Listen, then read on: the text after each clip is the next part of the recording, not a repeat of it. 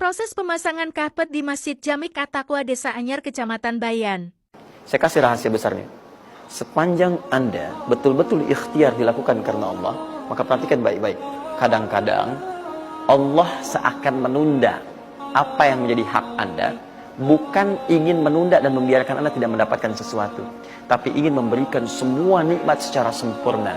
Karena di atas itu ada nikmat pahala, ada nikmat doa, ada nikmat istighfar,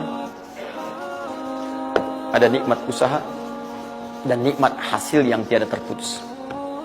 Tidak terputus. Lihat sini. Kalau antum sehari berusaha, nggak dapat apa-apa. Memang, mohon maaf, hasilnya belum dapat diraih, belum dilihat tuh. Tapi bukankah pada saat itu doa antum akan bertambah? Bukankah malamnya salatnya nambah? Tahajud? Bukankah di situ kadang-kadang kita istighfar, ya Allah? Teman-teman, bukankah istighfar menggugurkan dosa? Bukankah berdoa menambah harapan, mengakumulasikan sesuatu? Bukankah tahajud menambah pahala lagi? Kadang-kadang yang diinginkan oleh Allah pertama kali bukan dunia dulu. Ketika Allah mencintai seorang hamba, dia akan berikan pahala akhirat dulu. Karena dunia itu sifatnya sementara. Hei fulan, kamu kemana aja? Kemarin kamu jauh dari saya, baru sekarang kamu pikir dekat dengan saya. Saya nggak pengen kasih dunia dulu, dunia itu kecil. Kalaupun di seekor sayap samuk sebelahnya, sebelah sayap nyamuk ada dunia itu ada nilainya, saya kasih buat kamu deh, nggak ada nilainya. Ya, karena itu saya ingin kamu akhirat sempurna dulu. Saya ampuni dulu dosa-dosa kamu yang kemarin. Begitu sudah diampuni, hari kedua istighfar lagi diampuni, saya kasih pahala yang banyak. Begitu pahala udah dapat, dosa udah diampuni, baru dunia diakumulasikan. Karena hukum dunia itu, kalau antum usaha akan terus diberikan. Jadi nggak ada yang nggak dikasih. Jadi kalau antum sehari bekerja ini, kelihatannya nggak dapat apa-apa. Bukan nggak dapat apa-apa, disimpan untuk diakumulasikan. Nanti dosa antum tuh udah hilang, amalan udah banyak, antum dapat banyak. Kadang-kadang nggak sadar kalau saat dapat banyak itu sebetulnya itu hasil usaha antum sebelumnya. Itu teorinya begitu. Ya, jadi nggak ada yang nggak dapat apa-apa, semua akan dinilai. Sepanjang antum bergerak dikasih, dan antum buktinya hidup juga. Sampai ke hari itu kan masih hidup, bisa makan juga di hari itu, bisa beraktivitas juga, sehat juga dan sebagainya. Belum dapat apa. Makanya kata Nabi, yang hari itu ada makanan, dia orang kaya sebetulnya. Kalau besok masih ada lagi, kaya banget. Antum sampai sebulan masih ada cadangan. Kenapa kita mesti berkeluh kesah? Dan belum tentu hidup juga sampai besok. Yang tuh mau ngumpulin apa?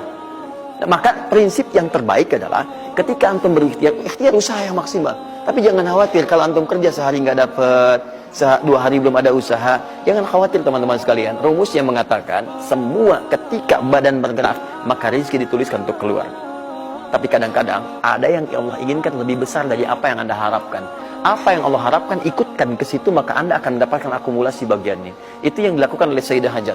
Begitu beliau kemudian naik ke Marwah, nggak dapat, naik ke Safa, nggak dapat.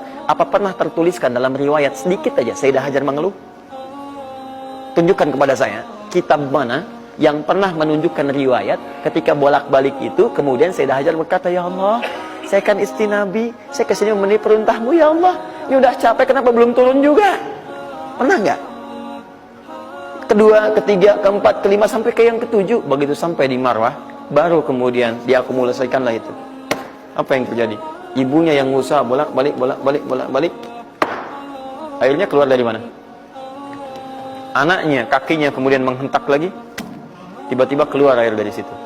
Pertanyaan saya, ibu yang lebih tahu di belakang. Kan kalau anak itu sedang haus, pasti tangan kakinya bergerak kan? Kenapa saat pertama disimpan bergerak, airnya keluar?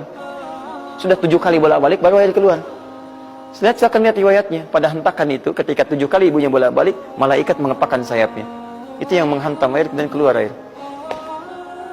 Malaikat yang ditugaskan Allah memberikan rezeki namanya Mikail. Itu ada di Quran surah kedua ayat ke-98. Ya, man kana aduwwan lillahi wa malaikati wa rusuli wa jibril wa mikail. Mikail. Di antara tugas Mikail oleh Allah ditugaskan untuk memberikan rezeki. Yang paling menarik, perhatikan baik-baik. Begitu airnya keluar, ibunya sedang di Marwah, sedang berdoa nih. Makanya kalau sa'i di sofa ngadep ke kiblat berdoa dulu, ke Marwah ngadep ke kiblat berdoa dulu. Begitu sedang berdoa, nyampe ke Marwah yang ke-7, anaknya lebih kencang menangisnya. Ibunya mendengar suara nggak biasa, dikejar ke sini. Begitu kejar ada air. Apa kata ibunya? Lihat kalimatnya. Zam, zam, zam, zam. Ibunya tidak mengatakan ijma, tapi zam, zam, zam, zam.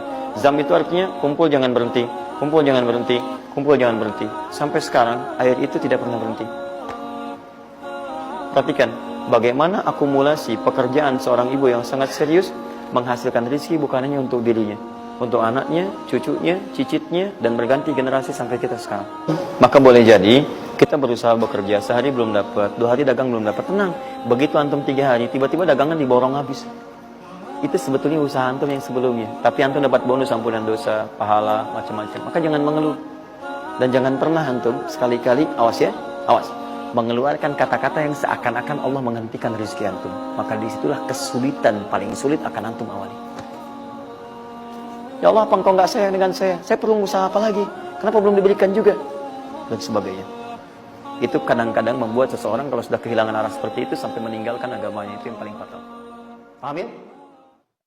Sampai jumpa di pemasangan karpet berikutnya.